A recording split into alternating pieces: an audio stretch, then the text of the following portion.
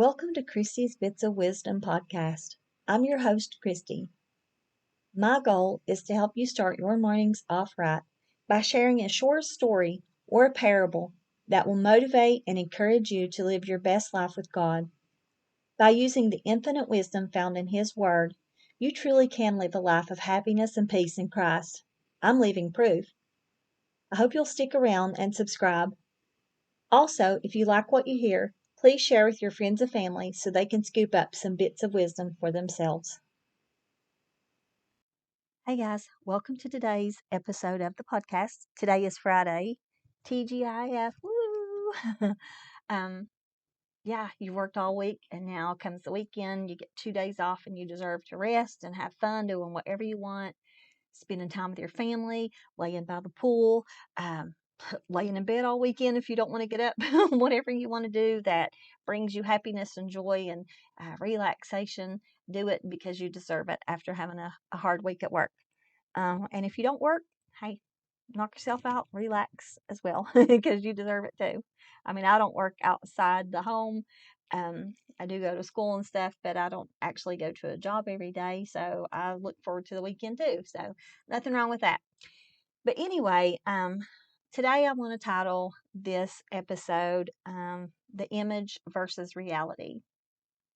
And because the image that you see is not always the truth, it's not always real. So let me hop right into it. So one time about 9 years ago, I'm going to say, probably about 9 years ago, I had this friend, and for this episode, I'm going to call her Carol. I'm not going to use her real name, so we'll just call her Carol. And I had met her while I was working in an office, like I said, about 9 years ago. And Carol was really a pleasant person. She was really sweet. She was very polite. She was always punctual. She showed up on time, never late. She wore nice clothes. You know, she didn't like dress up like she had $1,000,000, but she wore nice professional clothes for the office. She drove a nice car, and she just seemed like she had her life all together. And and really respected her for that. You know, looked up to her for that, admired her. And if you had asked me to describe her back then, I would have said the same things that I said just now.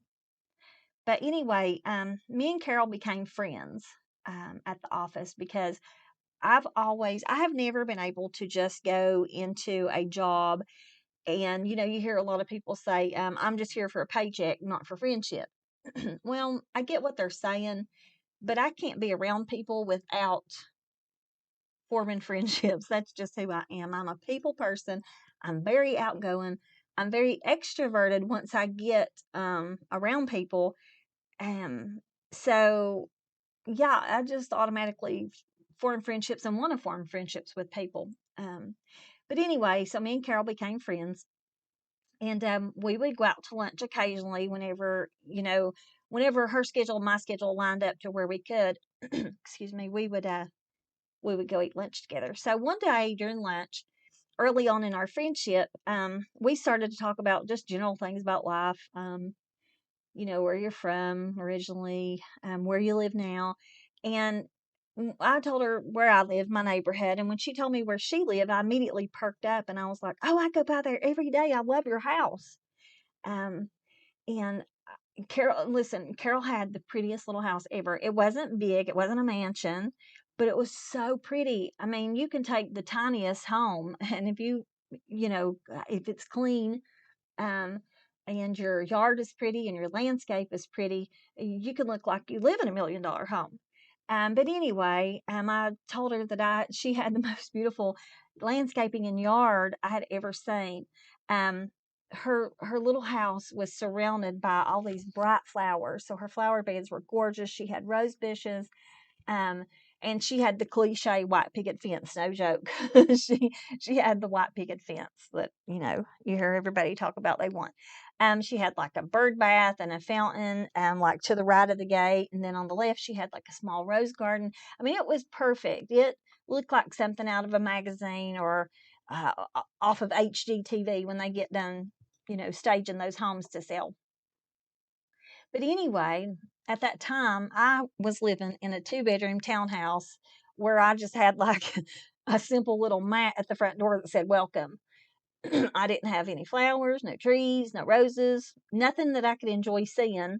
Um, when I would get off work and go home in the evenings, my house was just, I mean, I was thankful for it. Don't get me wrong. It was nice, kept it clean, but it was just like a bland, run of the mill 2-bedroom townhouse.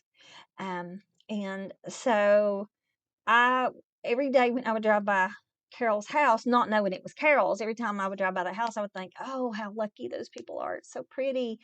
Um, and believe me, it was the prettiest place on the block, maybe even in that small town where we lived.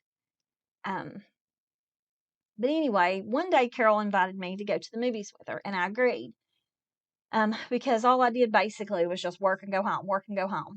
And I needed to get out, and enjoy myself.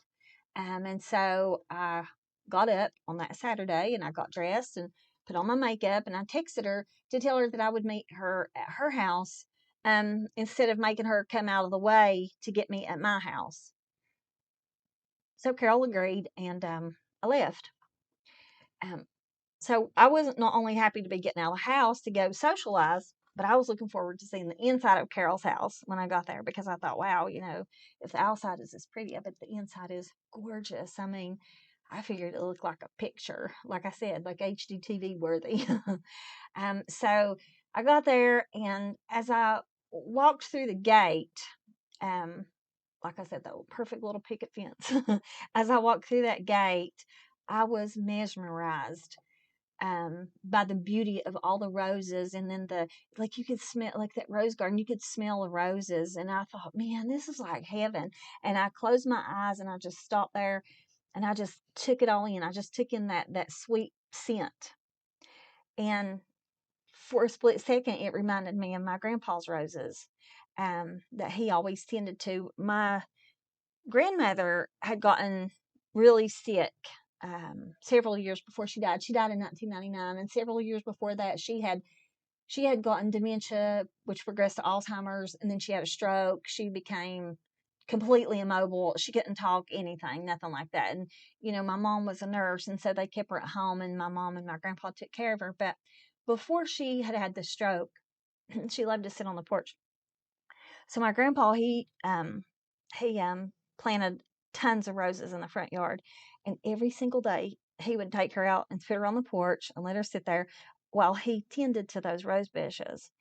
And after when he died in 2000, my granny died in 99, my grandpa died in 2005, and after he died, every single day I would go. He just lived next door. They lived next door to me, and I would go over there and I would tend those roses too, just like my grandpa did. I mean, like I would sit down with a pair of scissors and cut the grass around the rose bushes where I couldn't get the weed eater or whatever, and the lawnmower. I would just I tended them with love, just like my grandpa did.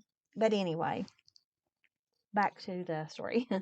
So that's what Carol's roses reminded me of my grandpa's. Maybe that's why I was drawn to them. Maybe that's why I loved them so much. But she had a beautiful like wrought iron trellis, where they were all just kind of creeping up, making their way toward the sky, and it was just beautiful. I mean, it was beautiful. And she had begonias and petunias that were mismatched in color, but they seemed to create, just a beautiful picture, just side by side in the flower bed. And that flower bed ran parallel to the stepping stones that led up to her porch. And her house was just, her yard and stuff, it was so perfect that I felt like I just wanted to plop down on the small white bench under the tree and just stay there forever. It was so peaceful and so calm. And it just felt like there was something so soothing about Carol's house that I couldn't find at my own. And I loved it. I loved it. But anyway, while I was lost in my fantasy of how perfect her life was based on her garden, her yard, I heard her call out to me, "Hey, come on in. I'm getting my shoes and my purse."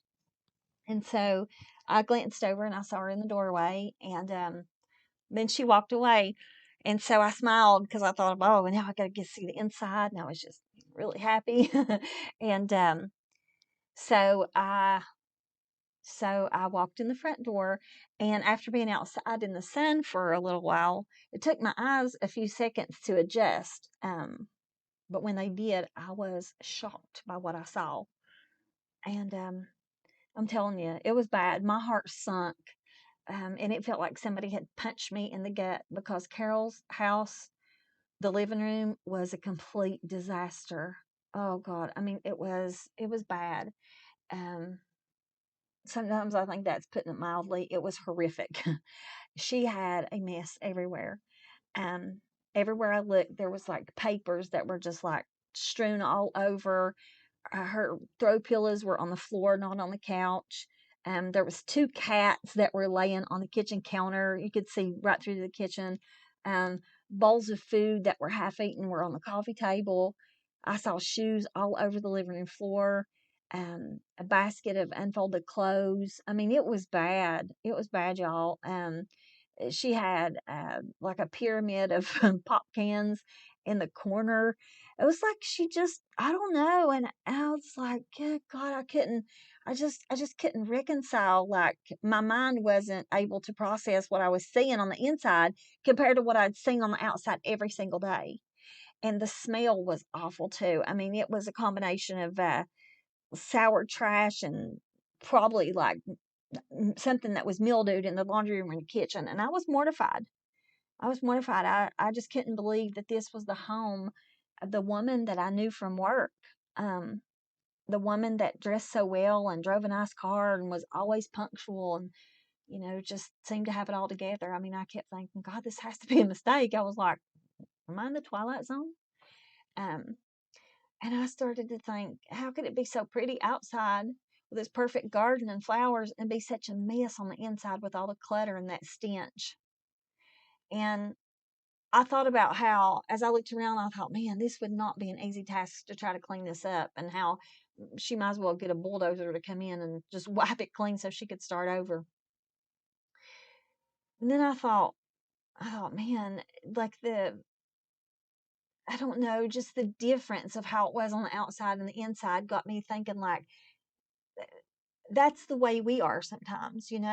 We appear to have things all together on the outside, but on the inside, we're a mess. Um, we have junk in our lives that doesn't belong, and we have messes that only God can clean up. And He comes in with His blood and washes our dirty walls and floors, our sin, and cleans up our lives and our minds so that we're presentable to Him and to others. Um, but anyway, as I stood there, I just felt like I was going to throw up. Not just from the smell, but being fooled into thinking that Carol had this wonderful life, with all the trimmings that I didn't have at that time. Um, she seemed to have the things that I wanted, but couldn't attain yet because I was in a phase in my life where I was transitioning from one place to another. We all go through that transition phase. Like, and it doesn't just happen once. It's happened to me several times. You just transition, like if you move from one town to the other, you start out in this basic apartment, basic, whatever. Um, but anyway, I just hadn't settled down permanently yet in that town. But Carol must have known that I was in shock because she started making excuses. And I looked over at her, and I kind of, feigned a smile, and she was saying, "Hey, I'm not always this messy. I've just been busy for the last few months." Um, and I was like, "Oh, it's fine. It's fine. Are you ready?" Um, and I headed toward the door, and I just felt such disappointment. I was so disappointment. I was so disappointed. And so on the ride to the movies, and all during the movie, I couldn't think of anything else. I could not get my mind on the movie, on the plot. I can't even tell you what movie we went to see. Um, because I just kept thinking about how her house just seemed so perfect on the outside, and the inside was just a complete debacle. I mean, it was awful. And I thought about how I had envied her life when I didn't even know it was hers. I had envied, every day when I drove by there, I envied that home and stuff. And then I envied her, like, how put together she seemed to be, and how she was just always punctual and polite, and just, she just seemed to have it all together.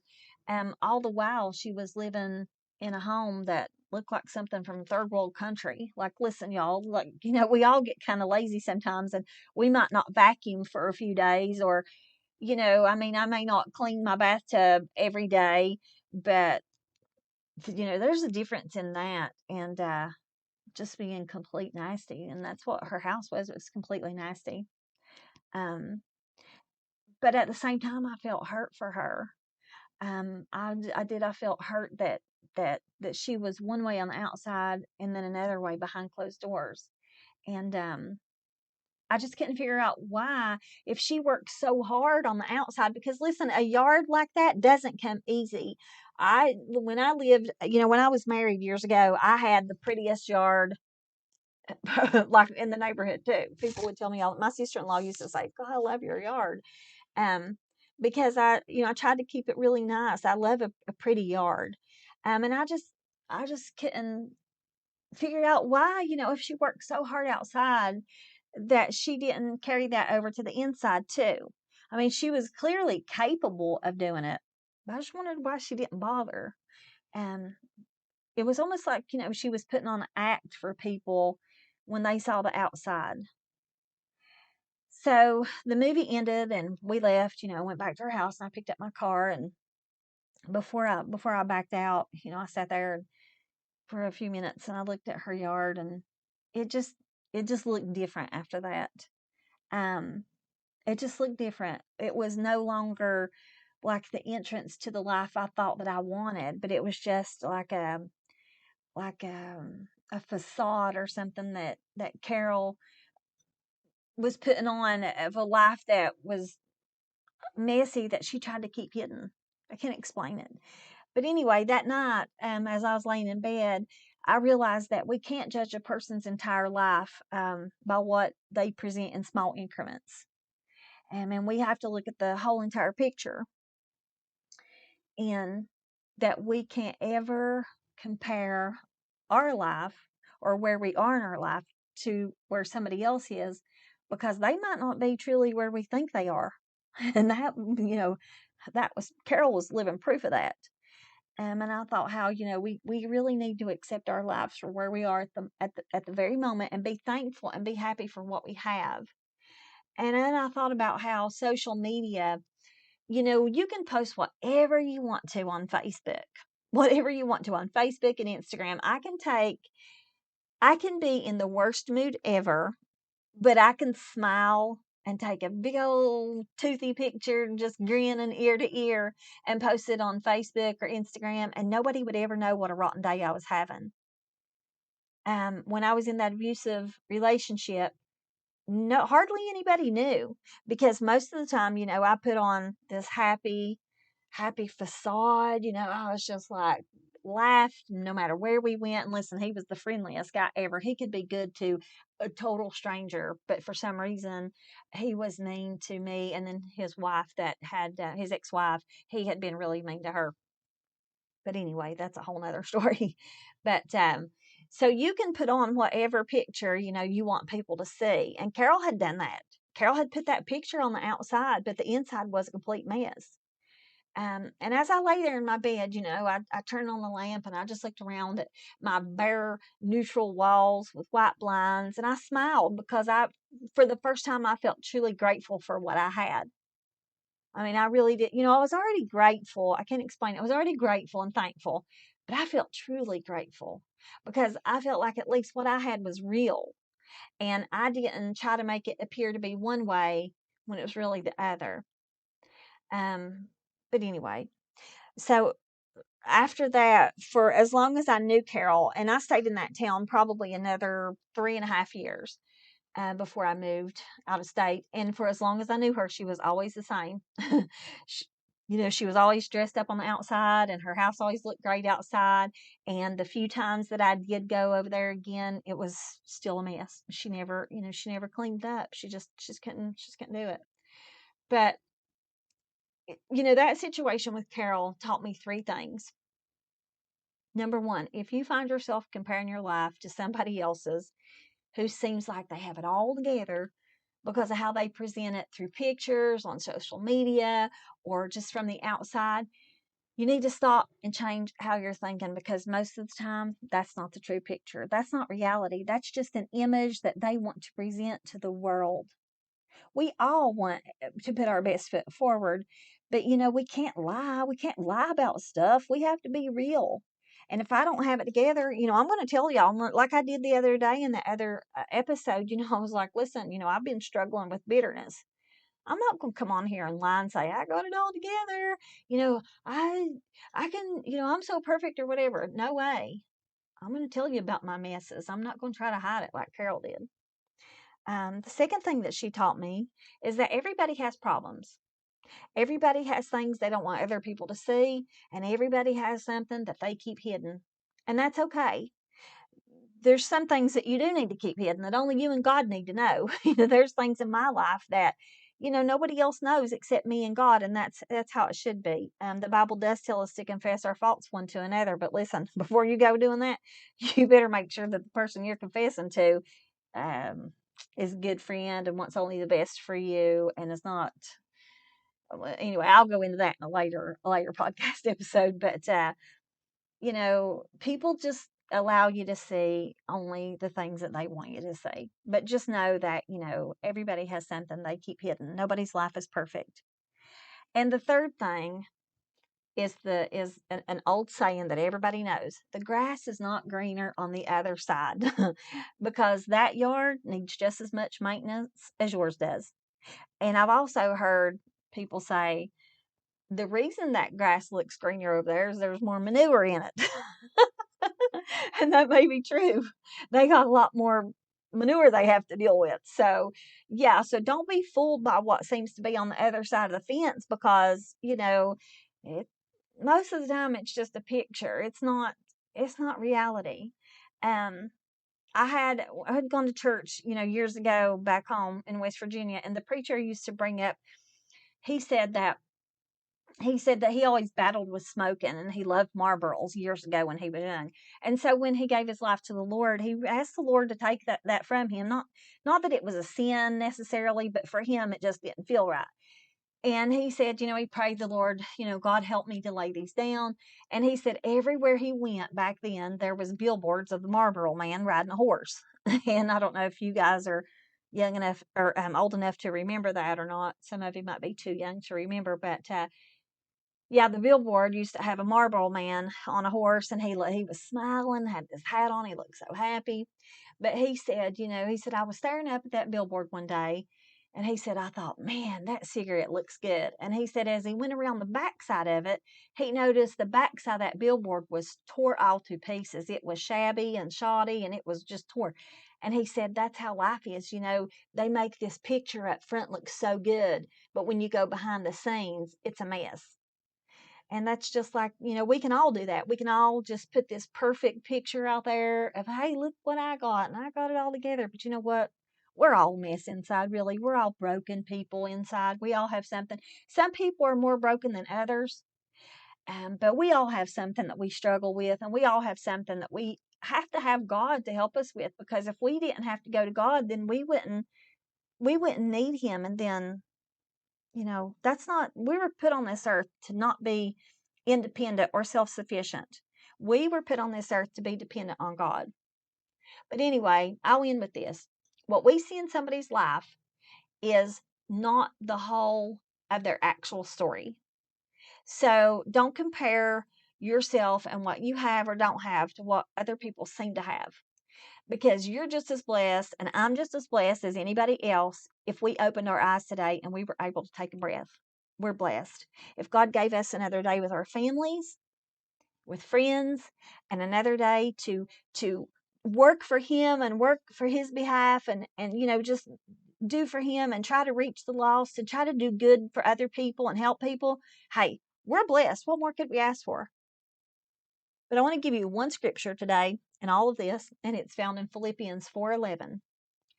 And it says, not that I speak in respect of want, for I have learned in whatsoever state I am, therewith to be content. So I hope you guys have a great weekend. I hope that I have said something in this episode today that has touched you and maybe caused you to think. And the next time that you see somebody who seems to be all perfect on the outside, trust me, they ain't. They ain't. They're just as messed up as you are or I am. And you know, they may be just putting on a show because they are in such bad pain. But anyway, y'all have a really good weekend, and I will catch you on Monday.